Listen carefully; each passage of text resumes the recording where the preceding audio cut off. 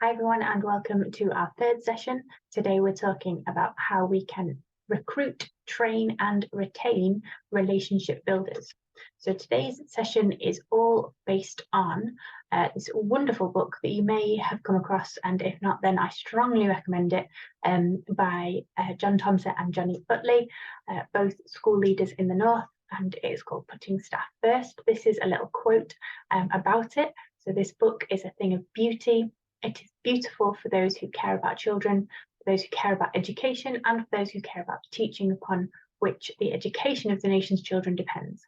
Without well-supported staff, none of the above is likely. I really like the frame that this book gives to teacher education, teacher development, and the importance of that when we often think about putting children first. Maybe what we actually need to do is reframe that to putting staff first, so that we can put children first and deliver really, really well for them. So today our key questions are: how can we recruit, how can we train, and how can we retain those relationship builders? So these are the three sections that the book is split into, and I think it makes a lot of sense when we're thinking about this. And obviously this kind of fits into our relationships thread because of how we build relationships between members of staff. I know that is its own sort of specific mini thread within our group, but I felt like this was really important, so I've bumped this up to the core sessions. As ever, please let me know what you think. So first of all, John Thompson and Johnny Utley spoke about the recruitment process. So again, this is quite a relational recruitment process that they advocate for. They're putting candidates at ease, not trying to catch them out. I'm sure we've all been in that situation where we've been to an interview and felt like the person sitting in front of us is trying to really put us through our paces and pretending to be very grumpy, or maybe they really are very grumpy. And they don't recommend that, because you're not going to get the best out of people if you're trying to catch them out. Being really explicit is again about that idea of radical candor, I guess, being really explicit about what your expectations are, checking really explicitly for that cultural fit, and they go on to describe that in greater detail. This is something that we've also seen outside of education. I know Alan Mullally, for example, at Ford talks about this, the idea of getting the right people in the first place, checking for that cultural fit, so that you know when someone is coming in that they have an aligned sense of vision and values. Testing subject knowledge, or testing that expertise in the interview, not being afraid of that, not shying away from that, making sure that whoever you're hiring knows what they're talking about, has experience if that's what you've requested, and really testing that in that moment, whilst at the same time trying to put them at ease. Obviously, you've got to get that balance right. Supporting as much as possible during the teaching task if relevant for teaching staff, but check for those relationship building connections. So is the staff member, is the person who's having the interview, are they able to build relationships even in that short space of time, making eye contact, smiling, etc. with the children. And finally, again, this is a massive luxury. I know that staffing isn't always easy to find, but not appointing unless you are sure about the candidate. So that's the recruitment then. What do they say about training relationship builders, or what do they say about training teachers that I am co-opting to mean relationship builders? I think they're very similar, in fact. So thinking about early career teachers then, what do they need? How do we need to train our early career teachers? Well, we want to maybe be thinking of them as being great advocates for the profession. So we want them to stay beyond the average 5 years that teachers stay in the profession, and we want to therefore ensure they're having a great experience. This slight fascination at the moment of, well, it was hard for me, so it's going to have to be hard for everybody, and it's just a process that you have to go through, I think is potentially quite damaging and not really helpful to the current situation of recruitment and retention crisis that we're in at the moment. So another idea in the book is that what is good for all teachers is good for ECT. So making sure that the quality of your overall CPD offer is amazing is going to be good for ECTs. So just sort of incorporating the two things there. And high quality support and mentoring goes without saying for those early career teachers. When we talk about prioritising teacher learning, then both John Thompson and Johnny Utley basically put this alongside the importance of safeguarding. Safeguarding is our #1 priority, we all know that, but teacher learning needs to be alongside that, because if we're not learning, then how can we possibly inspire learners? So diagnosing and prioritising what needs to happen for teacher learning to take place, using research and evidence kind of goes without saying these days, but that wasn't always the case, so it's worth putting in there. Ring fencing time, repeating processes, so that there's a kind of spiral curriculum in place for teachers as well as and other members of staff, in fact, and really ring fencing that time, as I said. And I love this idea of training as nourishment, making sure it's multi-layered nourishment. Lots of schools have got instructional coaching now. They've also got line management meetings. They've also got practice sessions, deliberate practice sessions, and then also sometimes there's an information sharing CPD or a briefing, or there might be external CPD coming in. So really thinking about the layers of nourishment that staff are getting. Curriculum development, thinking about this as all through, which is great for us at C2C. We love a bit of all through chat, making sure that it's backwards planned, making sure that there's time to build in those assessment points and the space to respond after those assessment points, and that you're really, really clear on the subject-specific pedagogy. When we're talking about relationship building, I think there is a real crossover between curriculum and relationship building, in the sense that if the children know that you are credible, which is a word we've talked about before, if they know you know what you're talking about, then they're more likely to trust you and to want to learn with you. So subject-specific pedagogy, and it is really, really important.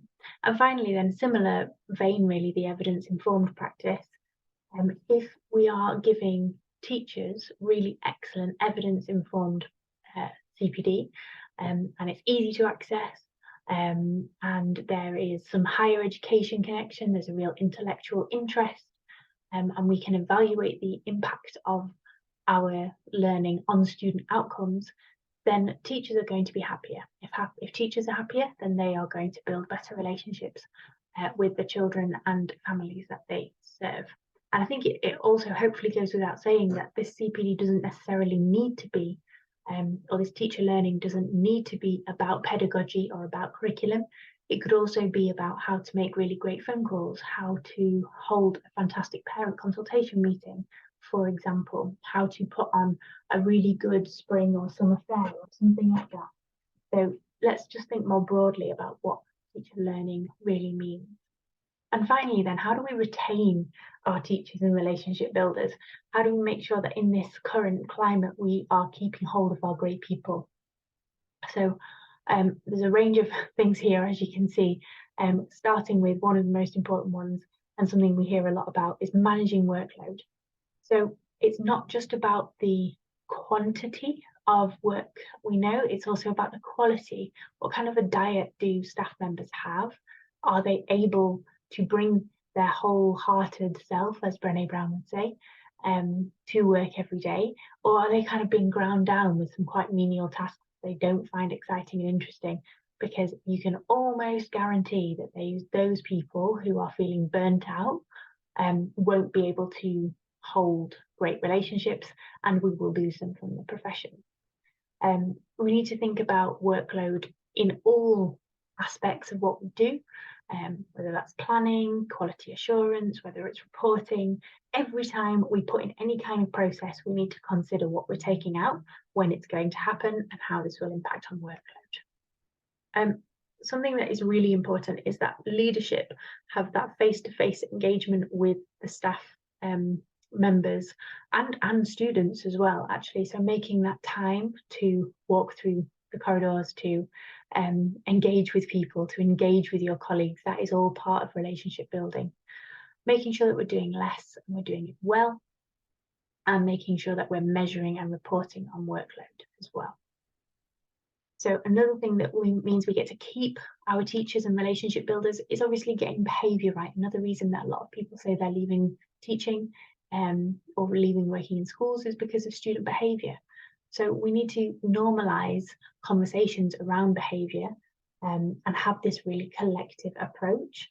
So it's not just one person dealing with a really difficult class on a Tuesday afternoon on their own. Leaders, it's our jobs as leaders to remove barriers, making sure that we centralise where possible. And that word again that we talked about in the previous video, consistency, and getting that balance right between consistency and individual need. Inspection, they don't talk loads about inspection because obviously it's largely beyond individual teachers and school leaders' control. But if we have a culture where teachers can teach great lessons in a sequential way, then we think that any kind of inspection is going to go well. So let's focus on the things that we can control. Leaders need to bear the burden of the stress where possible. Obviously, some of that stress is going to be passed on to teachers when there is an Ofsted inspection, but where possible, we need to not be passing that stress around, because that certainly doesn't minimise the stress. If anything, it just multiplies it. And making sure that we all have this culture of doing our best even when no one is looking, because if we're doing that, then we're doing right by our children and our staff. Getting feedback then is another really important way to hold on to fantastic members of staff. So having humility, listening before changing things, having your experience in your life as a teacher, and being obsessive about removing obstacles. So making sure that you know what it's like to be on the ground, and maybe at this point you are a senior leader, maybe you're watching this as a head teacher, and maybe life as a teacher seems like a little bit of a long time ago. So making sure that we're always aware of what those struggles and challenges are. Succession planning is a really interesting one, and something that is especially important when we're thinking about relationships, when we think about that idea of relational consistency. We know that when really talented members of staff make fantastic relationships with children, if those staff members then decide to move on, that can be really, really challenging. So, you know, where possible and where preferable, we want to keep those great relationship builders. And where we can't do that, then we need to be always thinking about succession planning. So all leaders need to be trained in developing people, and it needs to be woven into systems. People change, people move, people retire. You know, life happens. So we need to be prepared for that and be thinking about succession. So that we can provide that relational consistency, because we've got the next person in line ready to take over in a certain role. As we've heard, professional development is prioritised, and the key message there is training people so they can leave, but treating them so well so that they don't want to. And finally, they talk about developing a staff-first culture across the whole system.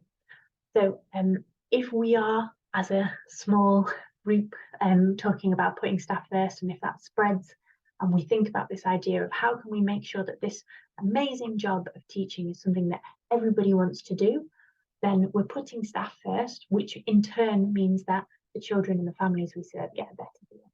We increase capacity, we reduce stress, we make sure we have those humane recruitment processes, we think about personalised development, as we've just talked about, and we are always thinking about those student outcomes. So we put staff first in order to be able to prioritise student outcomes. So that was a little bit longer than usual, but in what ways can you adapt your processes to ensure you're putting staff first? Strongly recommend reading the book, because you will get a lot from it. Thanks so much.